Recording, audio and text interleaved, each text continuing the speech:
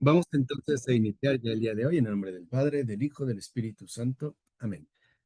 Vamos a pedir por especialmente la hermana Rocío, para que el Señor le conceda su gracia, la perseverancia, la fidelidad, también le conceda eh, alivio en todas sus necesidades, que acompañe también a su mamá y por todos aquellos que están en la vida consagrada para que sean fieles al llamado que han recibido.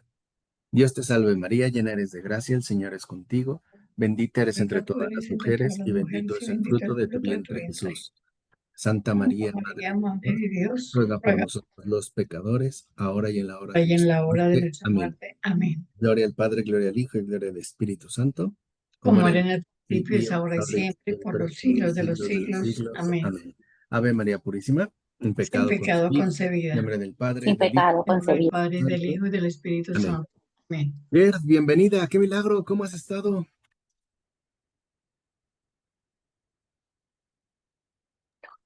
Muy bien, profesor.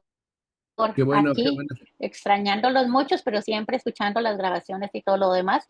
Hoy festejando el Día de la Madre en Ah, Costa mira, Rica. pues muchas felicidades para Es una ti. fecha muy bonita. Gracias, Claro, gracias. sí, para Exactamente, ti, sí, es para una todas. fecha realmente significativa, ¿verdad? Claro, sí, importante. Pues qué bueno que estés por aquí, te mandamos un abrazo y nos da gusto que nos acompañes. Sí, hoy me puedo reunir, hoy me puedo reunir un poquito. Bueno, Bueno, siempre puedo, pero como en silencio. Muchas gracias, profesor. Dios ya, lo bendiga. adelante, Gersi. Gracias, bienvenida, hermana. ¿Qué pasó? ¡Qué milagro! Felicidades. El audio, el audio.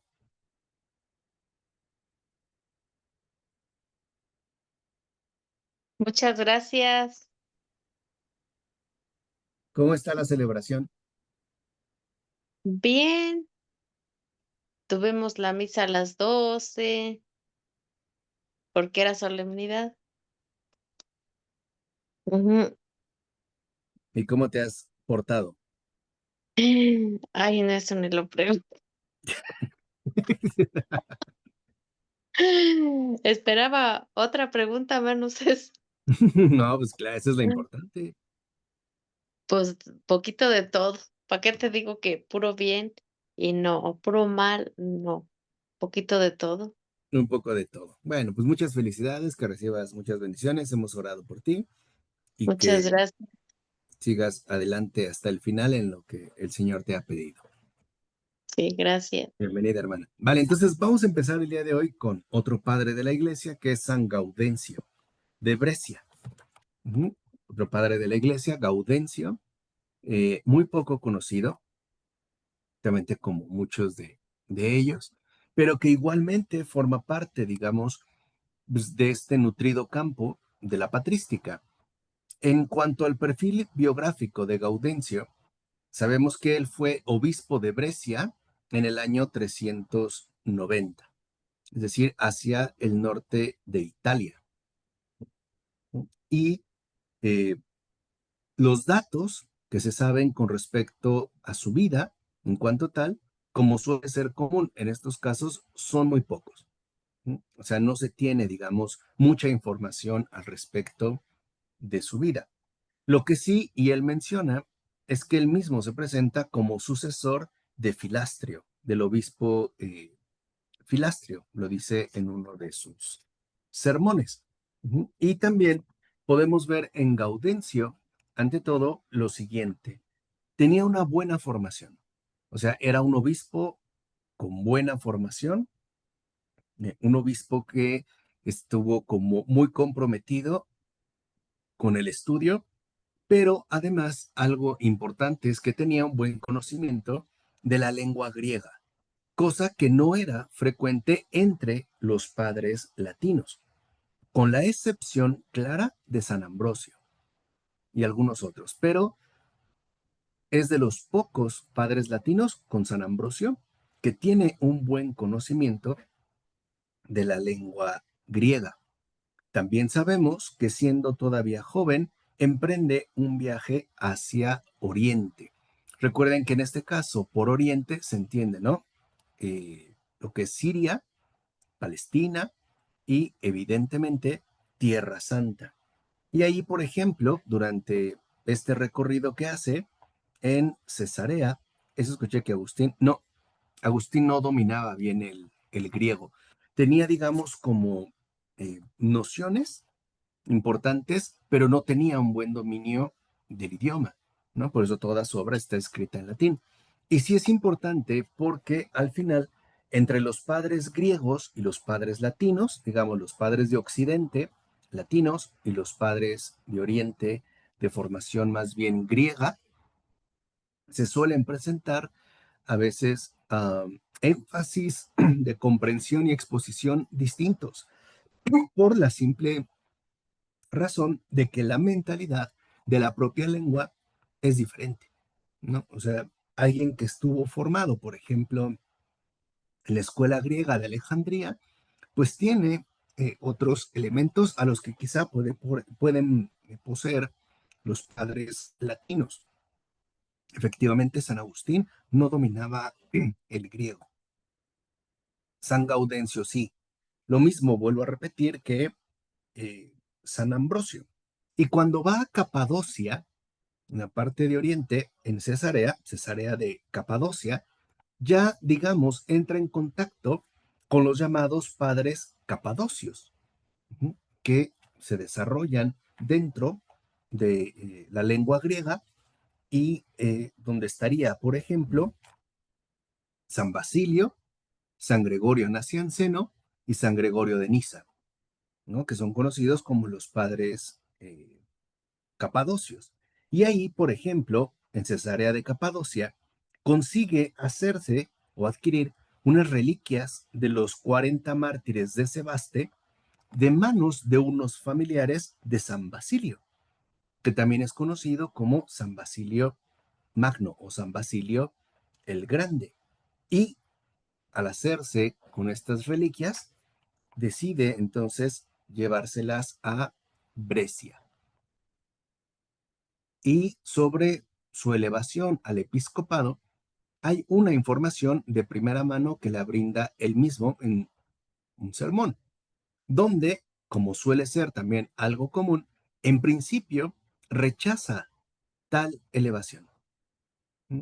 Recuerden que en estos momentos el obispado era una dignidad extremadamente importante, porque, como lo vimos desde el inicio, que nos recordaba, me parece fue ayer o hoy, Edgardo, con San Clemente de Roma, el obispo es la figura central de las comunidades creyentes. ¿Mm?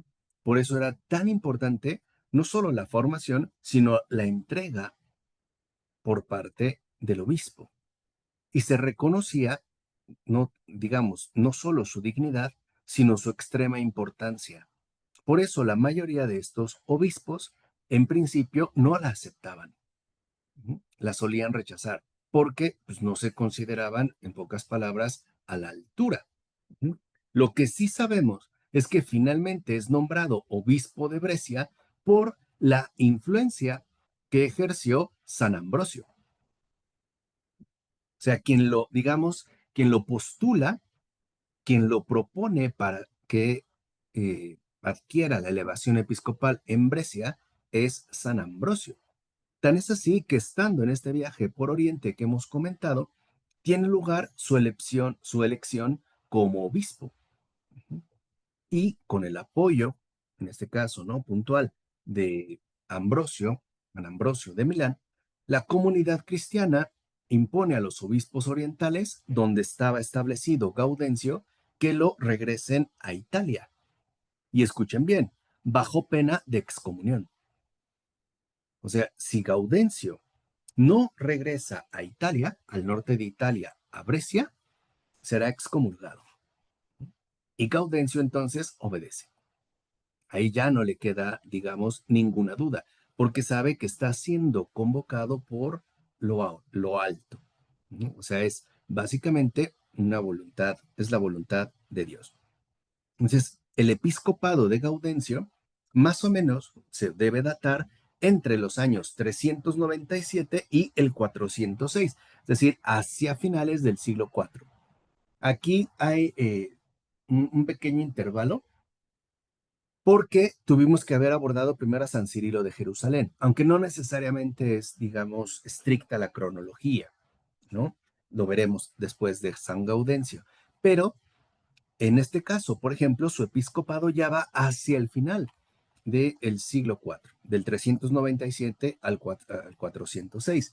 Y su consagración episcopal la hizo el propio San Ambrosio. O sea, quien lo consagra obispo fue precisamente San Ambrosio. Ujú.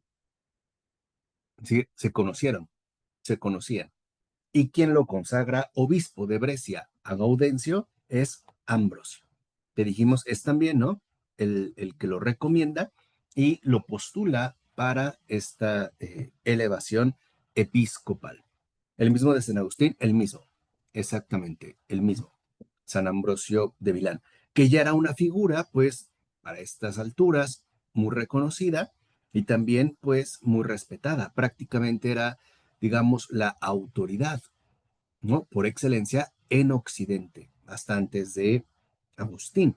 Pero lo que resulta quizá más importante es cuando vuelve de Oriente en el 406, eh, perdón, vuelve de Nueva Oriente en el 406 como miembro de una embajada formada por 5 obispos italianos, 2 presbíteros de la Iglesia Romana y un diácono para obtener del emperador Arcadio y de los obispos orientales la restitución de San Juan Crisóstomo, San Juan de Antioquía, a la sede de Constantinopla, porque lamentablemente Juan Crisóstomo fue perseguido, en particular porque el emperador Arcadio y sobre todo su esposa eran filoarrianos, o sea, apoyaban, en pocas palabras, al arrianismo.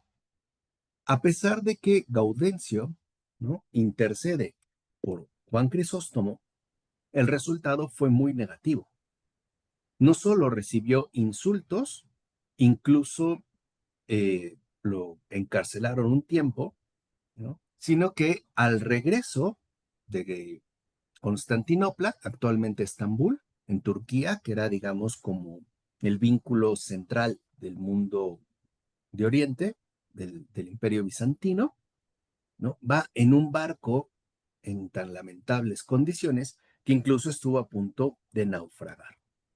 A pesar de ello, a pesar de que no tuvo el éxito esperado, el propio San Juan Crisóstomo le va a escribir a Gaudencio una carta de agradecimiento muy afectiva, ¿no?, o sea, por el intento que llevó a cabo.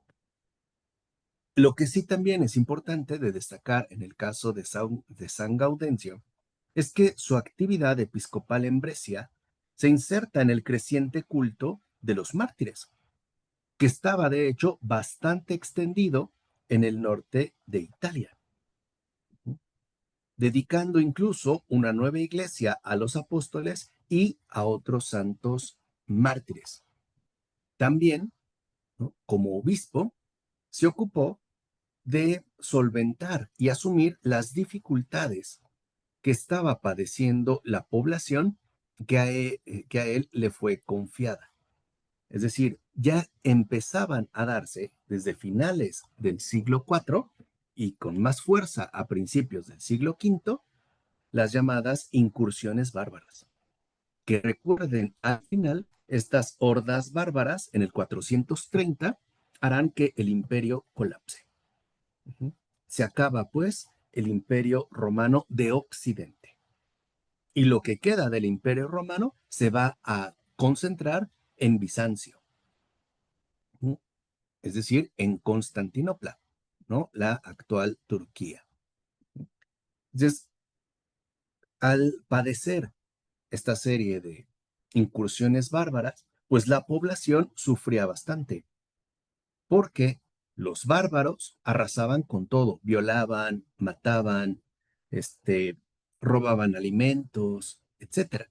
Entonces Gaudencio, ¿no?, trató de ocuparse de todas estas dificultades, tanto, fíjense, con apoyo moral, es decir, por medio de la predicación, la cercanía, el acompañamiento, como facilitando incluso o haciéndole llegar alimentos a los esclavos rurales que habían sido abandonados por sus propios amos. Es decir, había gente adinerada que tenía muchos esclavos a su disposición. Cuando los bárbaros empiezan a hacer estas incursiones de este lado de Occidente, muchos de estos se van y dejan abandonados a sus esclavos, ¿no? Y el propio Gaudencio se encargará de ellos haciéndoles llegar, por ejemplo, comida. Ujú. También algo que destaca en el caso de Gaudencio es que siempre busca adecuar sus enseñanzas a la verdad. Es decir, para Gaudencio es muy importante que las enseñanzas no sean precisamente algo novedoso, sino algo ortodoxo.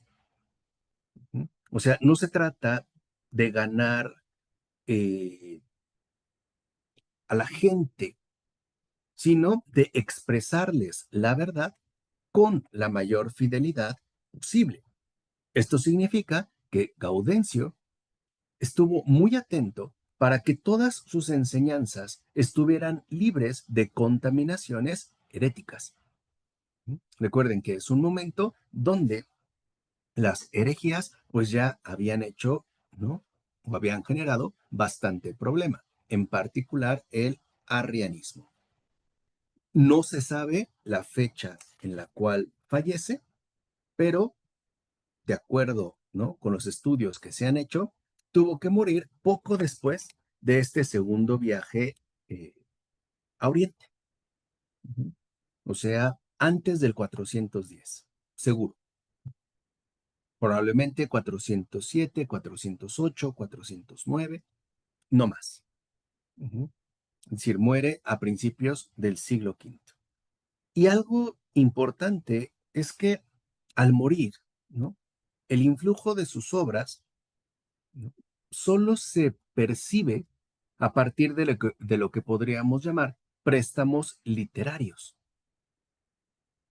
los cuales, por ejemplo, aparecen ya en la Roma del Papa San León Magno. De todos modos, este reconocimiento, de cierta manera limitado, no tan extensivo que tiene Gaudencio, pues no parece que haya incrementado, ¿no? En los años siguientes. De hecho, fíjense, fallece a inicios del siglo V y solo será considerado santo hasta el siglo IX, 4 siglos después. Ujú. O sea, no es alguien que destacara, ¿no? Eh, por ejemplo, al estilo de un San Ambrosio, de un San Agustín o de un San Basilio, pero sí fue un obispo cuya producción literaria básicamente son escritos basados en su predicación. Es decir, Gaudencio, San Gaudencio, nunca escribió como tal un texto. De hecho, ahorita yo les voy a decir cómo es que se confeccionaron, ¿no? Los sermones que ahora se conservan. De hecho, se los menciono. En realidad, Gaudencio destaca como un padre de la iglesia que es, por encima de todo, pastor de almas. O sea, es un pastor de almas en el sentido más literal. Lo que a Gaudencio le interesa no es tanto, digamos, la discusión doctrinal, sino el acompañamiento y el socorro que las almas necesitan, tanto a nivel espiritual, por medio de la predicación, como a nivel material. Por ejemplo, por medio de la alimentación brindada a los desamparados. Gaudencio es un pastor de almas, en cuanto así tal cual, ¿eh? O sea, ese es, digamos, como eh, su perfil. Ujú. Estuvo en el episcopado 20 años, más o menos, perdón, del 490 al 410. Ujú. Y algo que le ayudó es que vivió unos tiempos relativamente tranquilos en términos doctrinales, porque el arrianismo ya había sido refutado. ¿Por quién? Por San Atanasio. Y los que después siguieron la llamada fe ortodoxa. Exacto, ¿no? Algunos marcan 390 al 419 o 410, o sea, las fechas, digamos, no están tan claras, ¿no? Lo que es cierto es que en general, en Gaudencio, lo que se conserva son ahora unos sermones que no son más que transcripciones que él dictó a un amanuense, hoy diríamos un secretario, porque tenía un amigo llamado Benévolo, muy cercano a él, que de hecho había ocupado una posición importante en Roma, pero que se había convertido en cristiano y que durante una celebración pascual, ¿no? Durante el periodo pascual, cayó enfermo. Entonces le escribe a Gaudencio lamentándose mucho por no haber podido escuchar su predicación y le pide a Gaudencio que le haga llegar, ¿no?, las palabras dichas. Entonces lo que hace Gaudencio es, digamos, retomar, ¿no?, lo central de los discursos que él pronuncia en términos de predicación durante esta celebración pascual y se las envía. Eso es lo que se conserva. Eso es literalmente lo que se conserva. Tampoco es alguien, digamos, teológicamente destacado. Ya vimos por qué. Porque su centro fundamental no está en la discusión doctrinal, sino en la atención pastoral.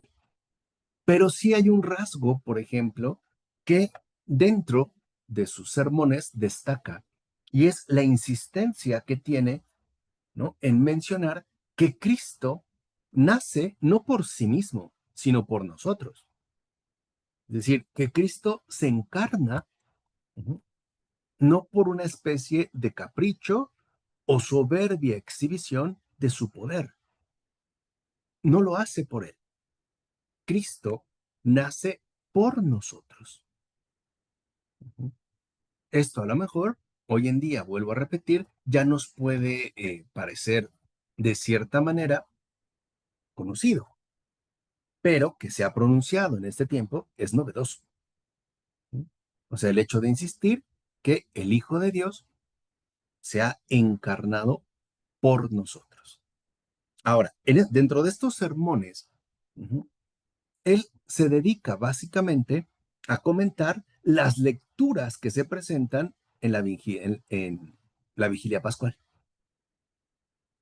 Entonces, por ejemplo, los primeros sermones los dedica a la predicación en torno al libro del Éxodo. Recuerden, él está dirigiéndose a oyentes, ¿no? Es una predicación. Pero ahora, como su amigo benévolo le pide que le haga llegar esta predicación, pues él dicta, ¿no?, y él lo dice desde el principio, lo mejor que puede, las palabras que recuerda. Porque al final fue una predicación. Uh-huh. Nosotros no vamos a repasar todos estos sermones, sino que nos vamos a concentrar principalmente en tres. Es decir, en tres sermones donde San Gaudencio comenta y aborda el Evangelio. Ya no tanto el Antiguo Testamento, sino el Nuevo. ¿Para qué? Para que veamos ya el nivel de comprensión y de profundización que hacia el final del siglo IV ya se había logrado alcanzar. Por ejemplo, es la predicación que hace Gaudencio y que nosotros vamos, en este caso, a recorrer, tiene que ver con este pasaje del Evangelio de Juan donde se mencionan las bodas de Canaán. Y lo que él precisamente, ¿no?, busca es destacar la riqueza que esto contiene y tratar, como buen padre de la iglesia, de desentrañar los misterios ocultos que el Evangelio nos ofrece. O sea, como pastor de almas, algo que es muy llamativo, perdón, se me había pasado por quedarme aquí tan concentrado. Paola, Clara Basto, perdón, muy bienvenida nuevamente. También Clara González, bienvenida, un abrazo para las dos. Qué bueno que estén por aquí. Perdón si tardé en saludarlas, es que me quedé muy metido en esta exposición. Gracias, gracias. Para todos, buenas noches y disculpen por llegar tarde. No, no, no, lo importante es que estás aquí. Gracias, Eso sí es lo importante. gracias. Entonces, veamos, ¿qué pasa con Gaudencio? Fíjense, él comenta la lectura hecha donde se habla de este pasaje de las bodas de Caná. Entonces, dentro de esta predicación les decía, para Gaudencio, lo importante es destacar el sentido espiritual de la escritura. Pero algo muy importante en Gaudencio es que el sentido espiritual no está separado del sentido histórico real del texto. O sea, Gaudencio considera que lo que narra el Evangelio sucedió tal y como se dice, pero que este suceso tiene a su vez una dimensión espiritual que es importante transmitir. Y eso es justamente lo que él pretende, ¿vale? Entonces, fíjense, al empezar ya a comentar este pasaje del Evangelio donde se abordan las bodas de Canaán, dice San Gaudencio, el Hijo de Dios, Dios sin principio, en la plenitud de los tiempos, asumió el principio de la carne humana de la Virgen y se dignó vivir entre los seres humanos para socorrer a este mundo que perecía. O sea, lo primero que destaca, por ejemplo, en este comentario San Gaudencio, son tres cosas. Que Cristo es Hijo de Dios. Dos, que este Hijo de Dios se hace carne, es decir, que también se hizo verdadero hombre y que además lo hizo de la Virgen. Gaudencio es uno de los primeros que muestra un respeto muy afectivo hacia la Madre de Dios. No porque los demás no lo tuvieran, simple y sencillamente porque no formaba parte, ¿no?, del momento concreto que les tocó asumir. Para Gaudencio, ¿no?, una de las cosas que resultan esenciales es no denigrar la virginidad de María. Por eso insiste, ¿no?, que toma el principio de la carne humana de la Virgen y se digna vivir entre los seres humanos para socorrer a este mundo. Un mundo que, dice Gaudencio, ya estaba pereciendo, ya que recuerda, como él mismo dijo, no tienen necesidad de médico los sanos, sino los enfermos. Y dice una frase muy bonita. Por eso el Hijo de la Virgen viene a nosotros, porque el médico acostumbra entrar más en la casa de la tristeza y la enfermedad que en la casa de la alegría y el bienestar. Es decir, ¿cómo ve Gaudencio a Cristo? En principio, como un consuelo de los afligidos. Consuelo de afligidos. Y él entiende y vive que como obispo es su deber consolar a los afligidos. Tanto, ¿no?, en, digámoslo, nivel espiritual, porque hay aflicciones espirituales, no conocer la verdad, estar en el error, etcétera, como a los afligidos en el nivel material. Por ejemplo, los esclavos que fueron abandonados por sus propios dueños ante las incursiones bárbaras, ¿vale?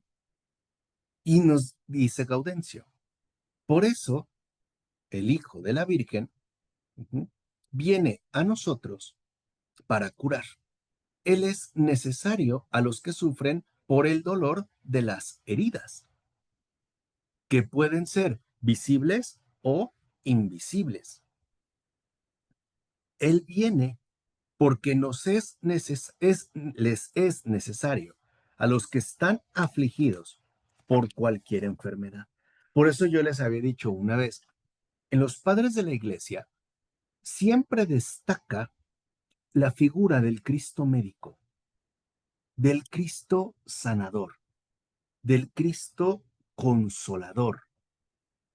No prevalece una visión legalista de un Cristo que viene a ajustar cuentas, o como diríamos nosotros, a pagar deudas. Sí hay esto, pero se contempla un Cristo más cercano, más atento a nuestra realidad humanamente afligida. ¿Vale? ¿Vamos? Es decir, la imagen del Cristo médico es muy común entre los padres de la iglesia. La razón, se las repito, porque la palabra soter, que es del griego, se puede traducir como salvación, pero también como sanación. Es decir, el Señor nos viene a salvar de los pecados, pero también a sanar de los males que padecemos a causa de esos pecados. Sanación y salvación son muy cercanos por la propia palabra soter. Entonces, cuando por ejemplo, decían Cristo Salvador, también se entiende Cristo Sanador. La Iglesia Ortodoxa lo ha conservado más y la razón es meramente lingüística, porque sabemos que la Iglesia Ortodoxa se ha mantenido como base fundamental, ¿no?, de la liturgia el griego. Para nosotros, el latín. Por eso han conservado, digamos, más, de manera más patente, esta imagen médica de Jesús. No tanto una imagen jurídica, ¿no?, como puede suceder más en Occidente. Bueno, y hace una pregunta. ¿Cuál es entonces la razón por la cual esta lectura del Evangelio narra que el Señor fue invitado a intervenir en una fiesta nupcial? Dice, ¿por qué se nos da esta lectura? Donde se menciona que el Señor fue invitado, ¿no?, a intervenir en una fiesta nupcial. Dice, la primera razón es porque allí algo faltaba. ¿Qué sabemos que faltaba? A ver, yo les pregunto. La lectura lo hace saber. A ver, Elizabeth, te veo con todas las ganas de responder. El vino. Exacto, el vino. Y dice San Gaudencio, allí faltaba algo. ¿Qué faltaba? El vino. Es decir, la fuerza de la alegría espiritual. Eso les faltaba. Fíjense, Gaudencio dice que sí, en efecto, faltaba vino, históricamente, ¿no? Concretamente. Pero había un sentido mayor. Allí faltaba la fuerza de la alegría espiritual, porque el vino alegra el corazón del ser humano, como dice el profeta. Pero antes dice de revelar el sentido espiritual, expongamos históricamente el motivo del hecho. Es decir, aquí es donde vemos cómo Gaudencio va profundizando, ¿no?, e intenta ir descubriendo los misterios para el bien y la salud del alma que escucha. Es decir, empieza pues a ahondar. Y dice Gaudencio, primero, Cristo mismo no desprecia la celebración de las nupcias. Es decir, lo invitan a una boda y va, porque bien podía haber dicho, no, yo no participo de eso. No obstante, va. Dice, y va para atestiguar y confirmar que Él era el mismo Dios que en el principio modeló del barro de la tierra al hombre y a la mujer, y les concedió la facultad de la unidad conyugal, diciendo, creced y multiplicaos y llenad la tierra. Algunos padres leen este pasaje diciendo que este crecimiento y multiplicación se refería a las virtudes. Pero Gaudencio, y eso me gusta mucho, no le teme a la carne. Dios también le ha dado a la humanidad la facultad de la procreación, basada en la unión conyugal. Por eso él mismo asiste a la boda para atestiguar que él creó al hombre y a la mujer, dándoles esta facultad de unión conyugal y en la cual él mismo se involucra y, ojo, celebra. O sea, Dios no ve con malos ojos la unión conyugal. Él mismo se involucra en esa celebración. Dice, por eso Cristo bendice el legítimo matrimonio que se había establecido desde el principio. Él mismo bendice, pues, la unión conyugal. Por eso no rehúsa el hecho de asistir a estas nupcias. Y no obstante, y esto también es algo que me gusta, dice, no obstante, Cristo va a las bodas, ¿no? Celebra las bodas nupciales, el vínculo conyugal, pero también enseña al mismo tiempo que la virginidad es preferible. ¿Y cómo lo sabemos? Dice Gaudencio, porque se dignó nacer por medio de la Virgen. Es decir, si se fijan, ¿no? En el caso de Cristo, lo que viene es como a potencializar todo lo bueno.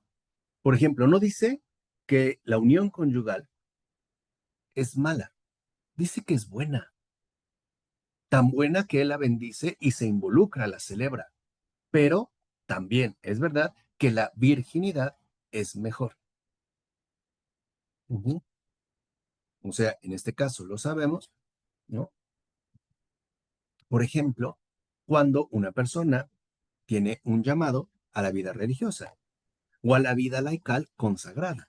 Ahora, ojo, dice San Gaudencio, pero esto tampoco significa que tengamos que sentirnos menos si es que estamos casados en legítimo matrimonio, como a veces solemos sentir.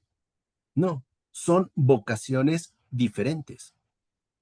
Más bien, dice Gaudencio, si bien es cierto que la virginidad tiene primacía, también es verdad que esta virginidad se refiere a la necesidad que tenemos de vincularnos, ¿no?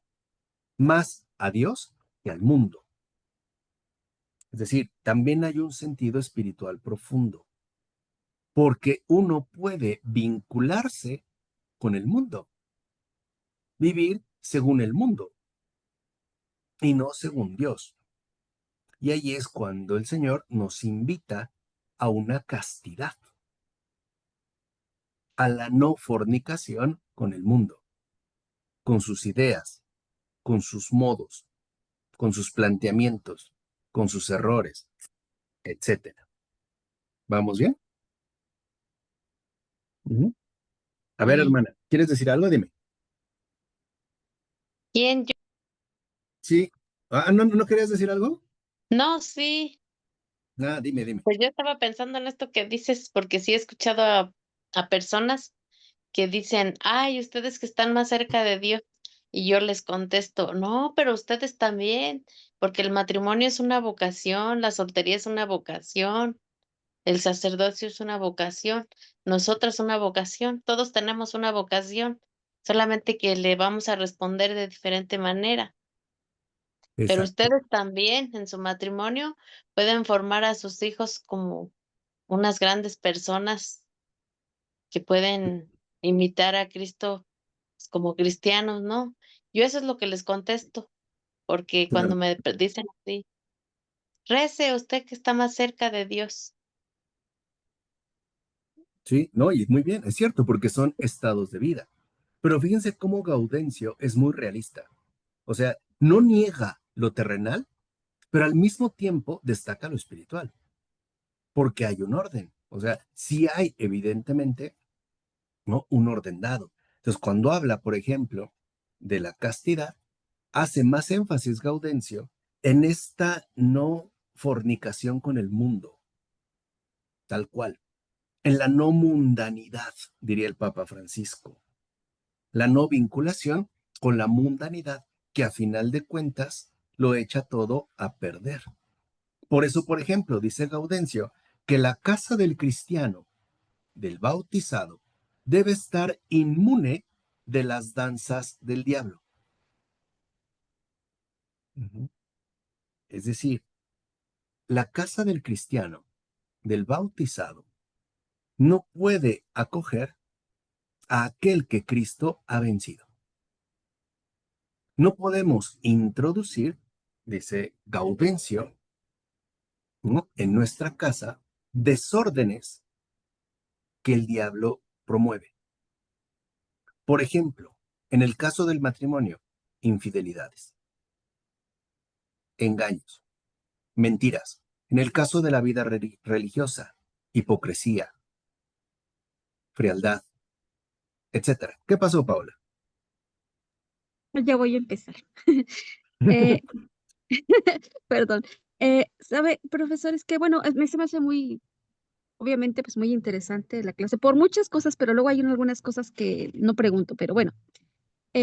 Una cosa que escuché en algún retiro matrimonial fue un sacerdote que decía que el matrimonio, o sea, cuando es un matrimonio santo, o sea, cuando se lleva bien el matrimonio en el aspecto eh, espiritual, o sea, lo que es el matrimonio. Es tan santo el matrimonio que se puede, él dijo, yo no sé, que se podría hacer, o sea, tomar incluso la cama matrimonial como altar para hacer misa.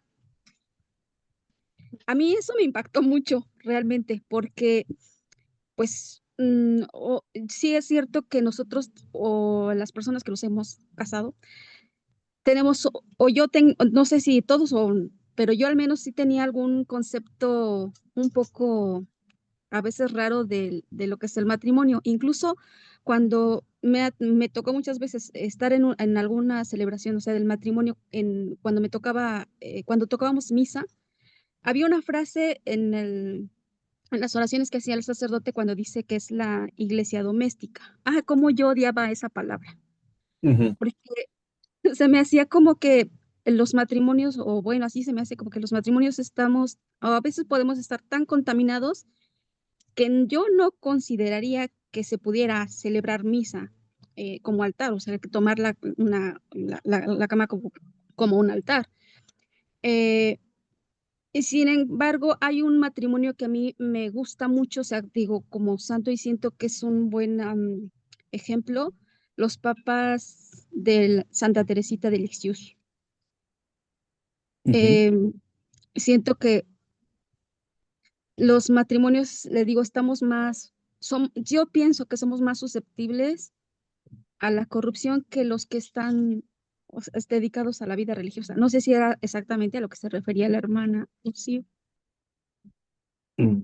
Creo que, a ver, ambos estamos sometidos a la corrupción, pero algo es verdad.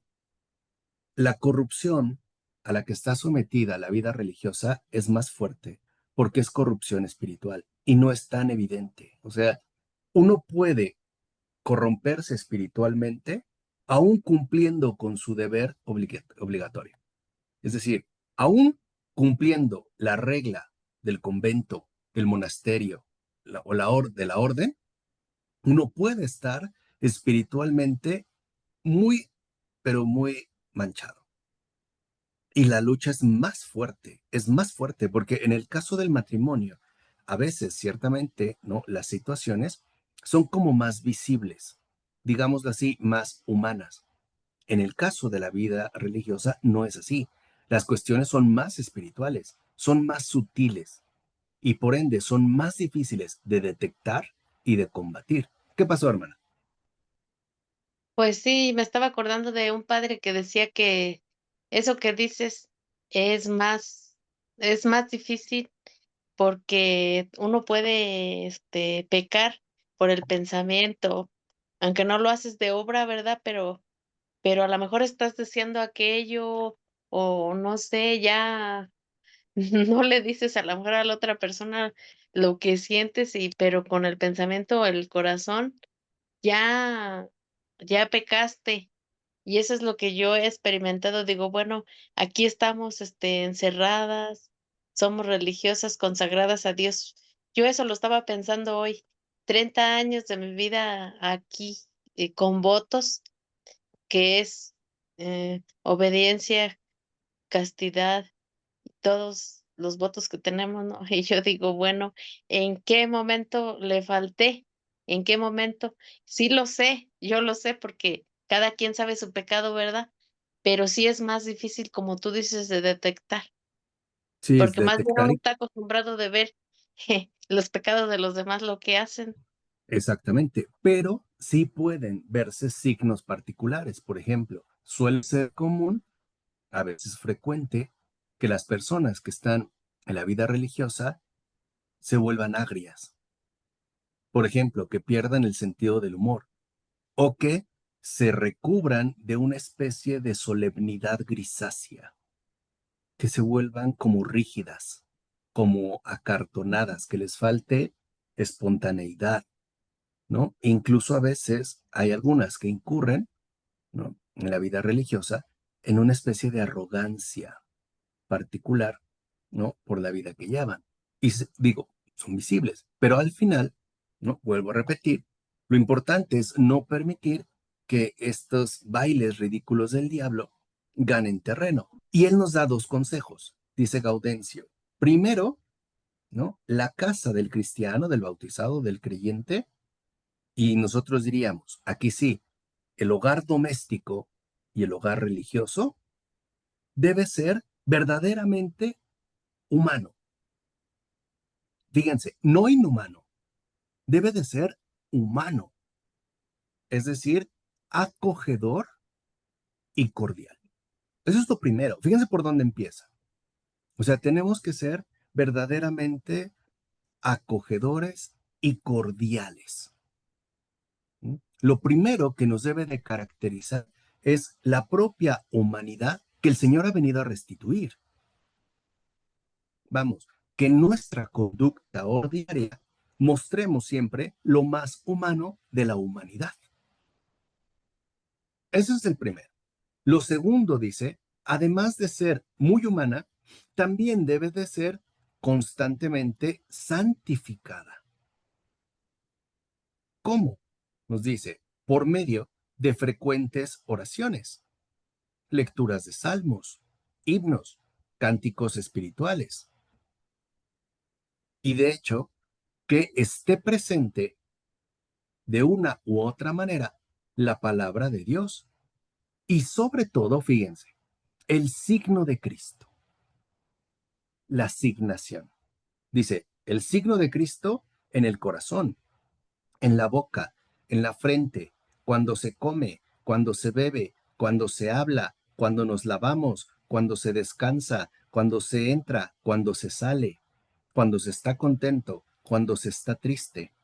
¿Para qué? Según la enseñanza del apóstol Pablo, ya comáis, ya bebáis, ya hagáis cualquier cosa, todo se ha hecho en el nombre de Jesús. Por eso, si se fijan, hay personas que al despertarse se persignan, al salir, al volver a casa, ¿no? Antes de comer, después de comer, al bañarse. O sea, la idea es que a partir de nuestra humanidad, ¿no?, ordinaria, al mismo tiempo se permita la presencia divina del Señor, tenerlo presente, tanto en nuestros gestos, ¿no?, en nuestros actos, como también en nuestras propias palabras. Y dice Gaudencio, digo esto solo para su consejo moral, es decir, para la común edificación. Pero es importante también dirigirnos a la alegoría, o sea, al sentido espiritual de esta lectura evangélica. Y aquí es donde entonces, ahora sí Gaudencio va a profundizar en los contenidos que el Evangelio nos transmite. Por ejemplo, el fragmento primero es, 3 días después, narra Juan, se celebraban unas bodas en Caná de Galilea, y la madre de Jesús estaba allí. Jesús y sus discípulos estaban también invitados a las nupcias, y no tenían vino, porque se había acabado el vino destinado a las nupcias. Y lo primero que dice Gaudencio es, Juan dice que 3 días después, habla de 3 días. Dice, ¿por qué 3 días? ¿No? Después de 3 días vienen las nupcias. Juan no dice al día siguiente o en un mes o ese día, dice 3 días después. Esos 3 días, dice Gaudencio, significan lo siguiente. Un primer día que se desarrolla con el mandato de la ley, por decirlo así, natural, que fue concedida a la humanidad desde Adán hasta Moisés. Ese es el primer día. O sea, esta luz que se ha hablado tanto, ¿no? Natural que la humanidad, ¿no?, posee de Adán a Moisés. Pero el segundo día transcurre bajo la ley de Moisés. Cuando ya no nos quedamos con la luz natural, sino que ahora se nos proporciona la revelación. Y el tercer día está dado ya bajo la gracia del Salvador, bajo su presencia encarnada en este mundo. Dice, por eso Juan dice que 3 días después, ¿no?, se celebraban unas bodas en Caná de Galilea. Es decir, hay una preparación para estas nupcias. Primer día, la condición o ley natural. O sea, el ser humano, Adán, Moisés, sabía lo que era bueno y lo que era malo. Tenía digamos, un criterio mínimo, una conciencia básica. En el segundo día, la humanidad ya cuenta con la revelación dada a través de Moisés, la ley. El tercer día es ya la presencia del Señor en este mundo. Es decir, ahora ya además tenemos su gracia. Dice, en este día, el mismo esposo celeste, el Señor Jesús, que ama tanto a las almas que creen en Él y a las que no, unió consigo como esposa a la iglesia proveniente de los paganos. O sea, las nupcias a las que acude Jesús están también simbolizando su vinculación, ¿no?, su compromiso con esa iglesia naciente proveniente de los paganos. Dice, y asiste para darle el anillo de su sello y los pendientes, o sea, los aretes, no sé cómo se dice en Colombia, pendientes, aretes, cualquiera de las dos. Ok, ¿no? Dice, para darle los pendientes o aretes de la fe, porque la fe, dice Gaudencio, viene de la escucha. La fe viene de la escucha, o sea, de la escucha de la palabra de Dios, que en este caso, ¿no?, es la palabra hecha carne, es el Hijo. Y a esta esposa, a esta iglesia proveniente de los paganos, el mismo Hijo de Dios debía donar también brazaletes de oro, o sea, las obras concedidas por su gracia y las acciones de feliz realización. Y para regalarle una a una todas las demás joyas que son los ornamentos de las virtudes espirituales. Entonces, en principio, ¿por qué va Jesús a las bodas de Caná de Galilea? De Caná de Galilea. Uno, para testificar, ¿no?, la legitimidad de la unión conyugal que él mismo ha establecido desde el principio. Dos, va porque ahora ha llegado el momento de que él se una a su esposa, o sea, a la iglesia proveniente de los paganos. Y él va a dar precisamente a su esposa, perdón, todos los adornos y utensilios que le son requeridos. Le concede la gracia de escucharle a él, de hacer acciones basadas en su gracia de él, y también le concede todas las virtudes espirituales. Dice, y añade Gaudencio, y para que tú conocieras que en este tercer día estas nupcias espirituales son celebradas por Cristo en medio de un pueblo de gentiles, acuérdate que estas bodas no se realizan en Galilea. Sí, exacto, Rocío, es este, mira. Ay, no se ve bien ahí. Luego se tapa, pero es este. Sí. Gaudencio de Brescia, Sermones. Y dice, acuérdate pues que estas bodas no se hacen en Judea, sino en Caná de Galilea. A las bodas que él va no fueron en Jerusalén, no fueron en Jericó, fueron en Caná de Galilea. Dice, y eso es significativo, porque ya con ello, al asistir Jesús a las bodas de Caná, históricamente tal cual, está al mismo tiempo anunciando su vínculo conyugal con la iglesia proveniente de los paganos. Y nos recuerda el significado del nombre. Dice, Caná significa en hebreo posesión. Caná significa en hebreo posesión. Y Galilea quiere decir voluble y también rueda, según la lengua hebrea. Caná, posesión. Galilea, rueda. Dice, ¿por qué?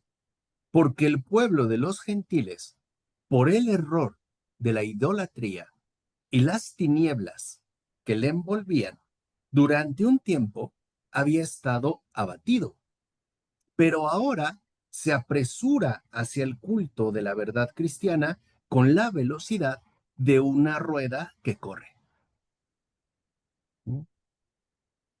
Y este pueblo de los gentiles, abatido por las tinieblas del error, ahora se encamina a toda prisa como una rueda que corre a Cristo, para que Cristo tome posesión de ella. Por eso esas bodas se realizan en Caná de Galilea. Es decir, lo histórico y lo espiritual van de la mano. Porque como una rueda, dice Gaudencio, Galilea, este pueblo, desde la superstición pagana, corre rápido a la fe del Señor Jesús. Por eso se celebraron estas bodas en aquel lugar, en Caná de Galilea, es decir, en la tierra poseída por los gentiles, se celebran las nupcias espirituales en presencia de Cristo. ¿Se entiende? ¿Vamos? Sí. Y añade, nuestro pueblo, dice Gaudencio, no lo olvidemos, era de origen pagano. No obstante, a pesar de nuestro precedente, el pueblo pagano es tomado en matrimonio. Y entonces cita, por ejemplo, en este caso, al profeta Oseas. Exacto, Paola, que esposo tan proveedor. Pero vean cómo él asiste, o sea, cómo todo lo que hizo históricamente es real, tal cual, pero además tiene un sentido mayor. Y cita al profeta Oseas. Dice, esto el Señor ya lo había anunciado cuando dijo por boca de su profeta, al que no es pueblo mío, lo llamaré pueblo mío, y a la que no es amada, la llamaré amada. O sea, el profeta Oseas ya está anunciando este momento ocurrido históricamente en las bodas de Caná. Y dice Gaudencio, y el tercer día se celebraron las nupcias en Caná de Galilea. Y allí, añade Juan, estaba la madre de Jesús. Y pregunta Gaudencio, ¿allí? ¿Dónde? ¿Por qué Juan dice allí? Vean cómo en las escrituras ni una palabra es inútil. No hay ni una sola palabra carente de sentido. Ni una. No hay ni un adorno verbal. No hay ni una palabra textualmente decorativa. Todo cuenta. Si está en plural, en singular, en pasado, en presente, etc. Dice Juan nos dice, y allí estaba la madre de Jesús. Entonces pregunta Gaudencio, ¿por qué dice Juan que allí estaba la madre de Jesús? Es decir, entre los gentiles. Y dice, sí, allí estaba, entre los gentiles.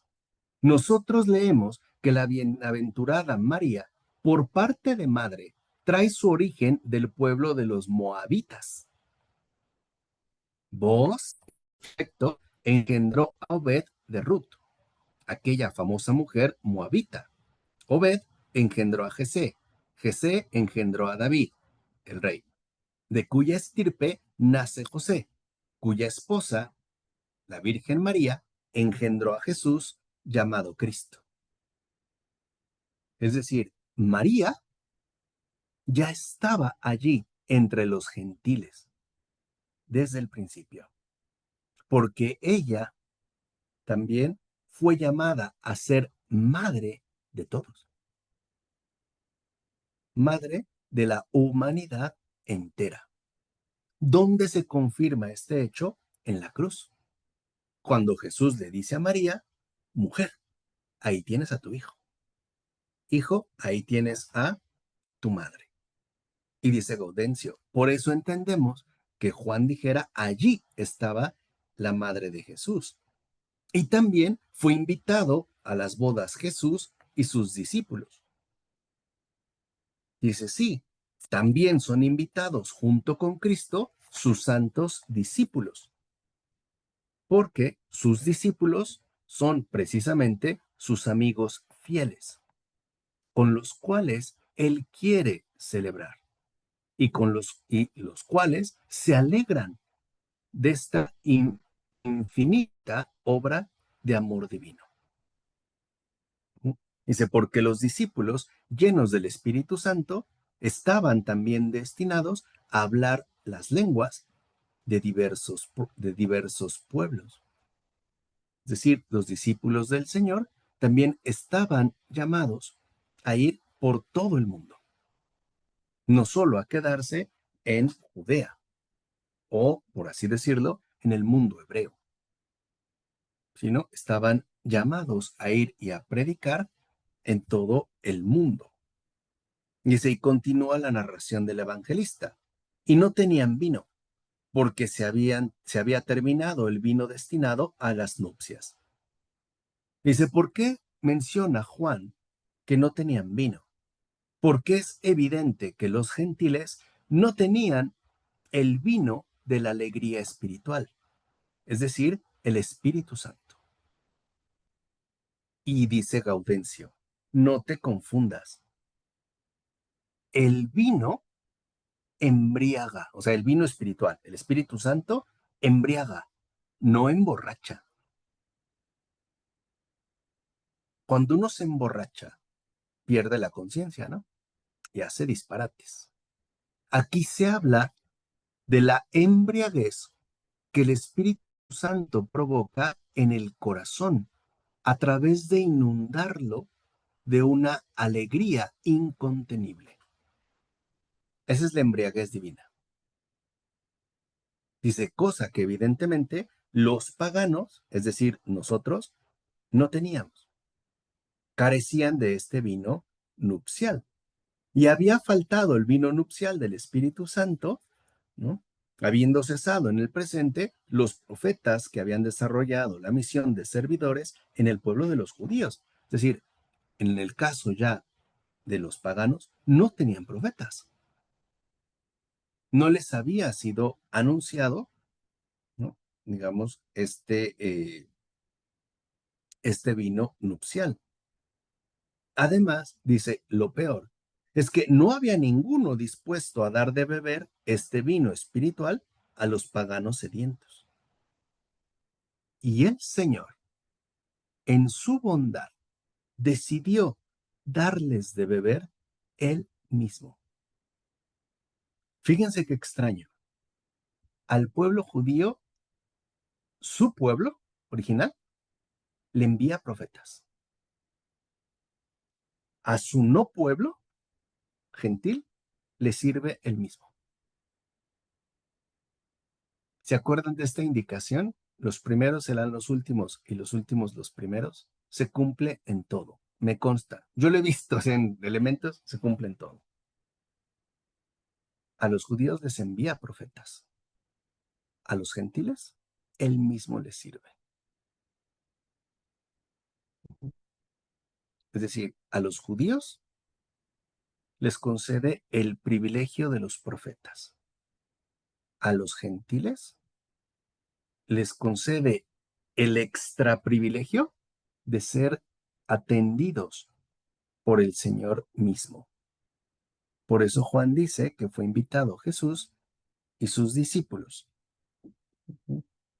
Dice, porque además este pueblo esperaba al Señor Jesús y lo esperaba sediento para que llenase mediante el bautismo su corazón y con el vino espiritual, el vino nuevo, llenara también los odres nuevos. Y si no vayas a creer que esto significa que absolutamente todo cambió. Todas las cosas se han hecho nuevas de tal manera que permaneciera el origen del viejo, porque el vino, nos recuerda Gaudencio, no fue hecho de la nada, sino del agua, el antiguo elemento. Es decir, ¿qué fue primero, el vino o el agua? El agua. ¿El vino llega con quién? ¿Alguien se acuerda? Que se embriagó. Y después fueron sus hijos a tapar, uno se burló, otro lo cubrió. Con Jacob. Caín. ¿Eh? Jacob. Con Jacob. Con Jacob. Con él empieza el vino. Y nos recuerda entonces Gaudencio que es importante no alterar el orden de las cosas. Dice, y con ello el Señor enseña a los gentiles que no debe pensar como pueblo nuevo, que debe despreciar lo viejo, es decir, la ley escrita, la ley de Moisés. Es decir, debe conservar esta ley, pero como agua, transformarla en vino por medio de la intervención del Espíritu Santo, el vino nuevo, y por medio de la predicación de sus fieles ministros. Por eso, si se fijan, nuestras escrituras comienzan con agua, el Antiguo Testamento. Y después, en el orden expuesto, pasamos del agua al ¿qué? Al vino. ¿Se entiende ahora por qué? Dice, por eso cada uno de nosotros debe esforzarse con todo su empeño para permanecer en la casa del Señor y corresponder a la gracia recibida. Nosotros somos vino nuevo. No podemos mm, degradarnos a agua. Quiere decir que nosotros no solo estamos llamados a transmitir los preceptos de la ley, sino la gracia viva del Espíritu Santo. Eso es lo que espera el Señor de nosotros, su pueblo nuevo, gentiles. Eso es lo que espera el Señor y ha logrado a través de su iglesia. La iglesia proveniente de los paganos. Que nosotros sirvamos y en abundancia el vino espiritual, que es justo la alegría del Espíritu Santo. la fuerza, como dice Gaudencio, la fuerza de la alegría espiritual. Dice, por ello es necesario que nosotros que hemos renacido como hombres nuevos, en adelante, no nos descuidemos y no retornemos a los pecados precedentes. Conservad, les ruego, los odres nuevos, para no perderlos, rompiéndolos, retornando a la vieja vida. Porque el propio Señor nos advirtió, el vino nuevo rompe los odres viejos, y el vino se derrama, y los odres se estropean. O sea, si nosotros hemos recibido el bautismo, pero decidimos volver al paganismo del que fuimos rescatados, lo echamos todo a perder. El vino, el Espíritu Santo, se derrama y nuestra propia persona se estropea. En nuestras formas de vivir, en nuestras formas de actuar, en nuestras formas de pensar. Por eso dice San Gaudencio, y ya con esto terminamos el primer sermón. Dice, por favor, guarden íntegra la novedad que les ha sido concedida. Son criaturas nuevas. Conserven como criaturas nuevas que son el vino nuevo que se les ha concedido. La conservación de este vino nuevo depende de una fe custodiante, una fe viva, una fe que no se adormece, que no se viene abajo, una fe que se mantiene pues firme. Dice, eso es justamente lo que se espera de nosotros. Y pidámosle también al Señor que nos conserve en la novedad por Él hecha a lo largo de nuestra vida. Y no solo a nosotros, sino a todo el género humano que ha aceptado a Cristo Jesús como Señor y Salvador y Dios nuestro. ¿Vale? Este es el primer sermón.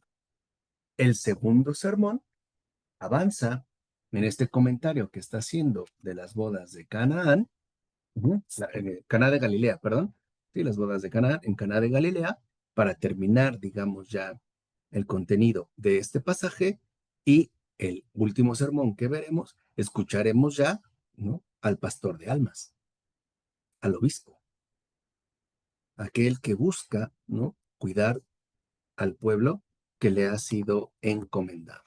¿De acuerdo? ¿Preguntas, dudas, comentarios? A ver, Elizabeth. Eh, Profesor, según la exposición aquí de San Gaudencio en su primer sermón, en ese entonces no había la división así tan fuerte entre judíos y gentiles como la había con los samaritanos. Sí y no. Es decir, a ver, recuerden que los samaritanos, Samaria, se encuentra al norte de Israel. Israel como ubicación geográfica.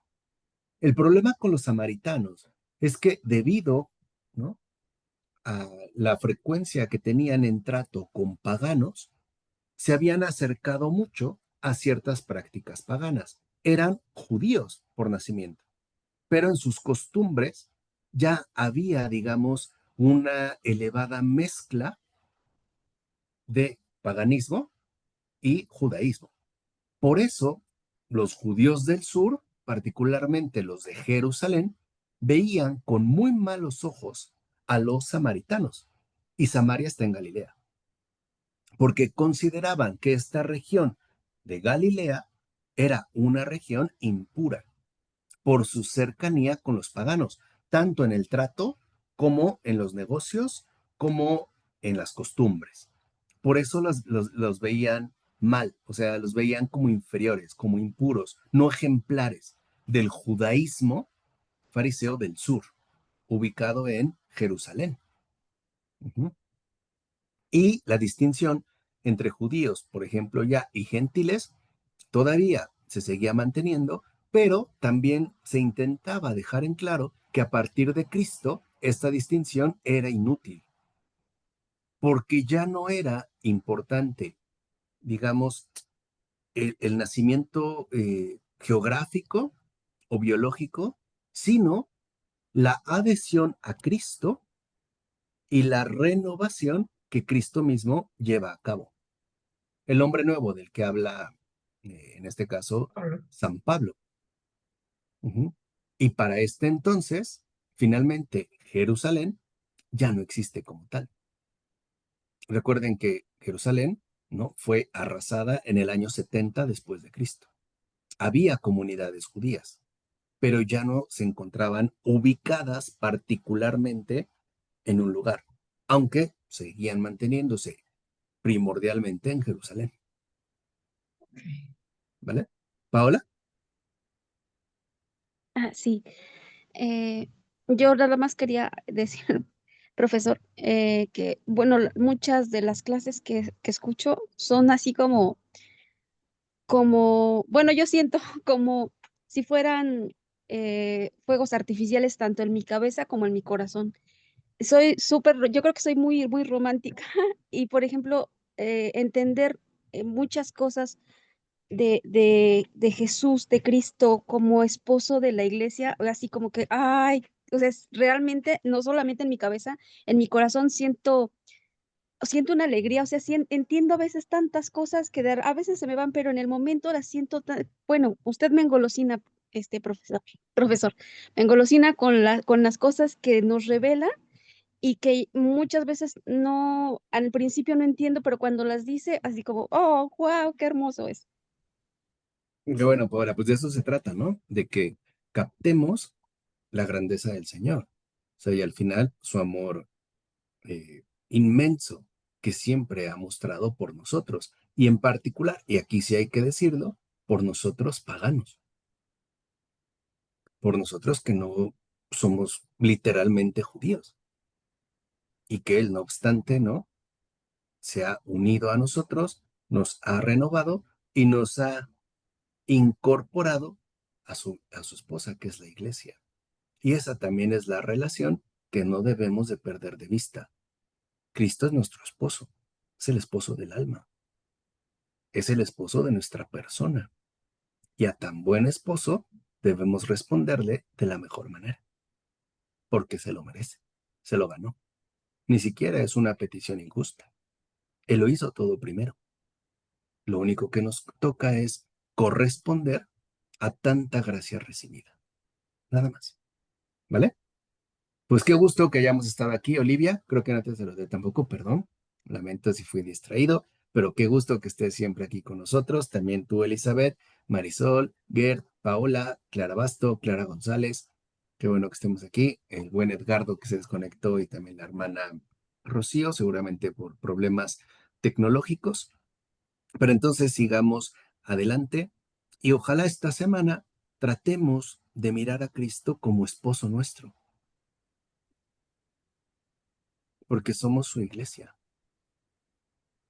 y pidámosle la gracia de ser esa novedad que Él ha hecho de cada uno de nosotros, ser esa persona nueva que Él ha creado, literalmente. ¿De acuerdo? Vale. Entonces, con esto terminamos el día de hoy. El próximo viernes seguimos con el segundo sermón.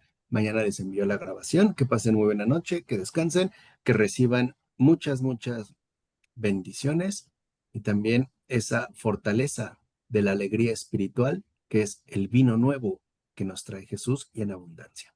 Buena noche y un abrazo para todas, para todos. Buenas noches, También, gracias, profesor. que Qué descanse. linda clase. Muchas Gracias. Linda gracias, Gerd. clase, que Bienvenida. descanse. Bien. Gracias. Nos vemos. Bye. Nos vemos. Bendiciones, bye. Bye.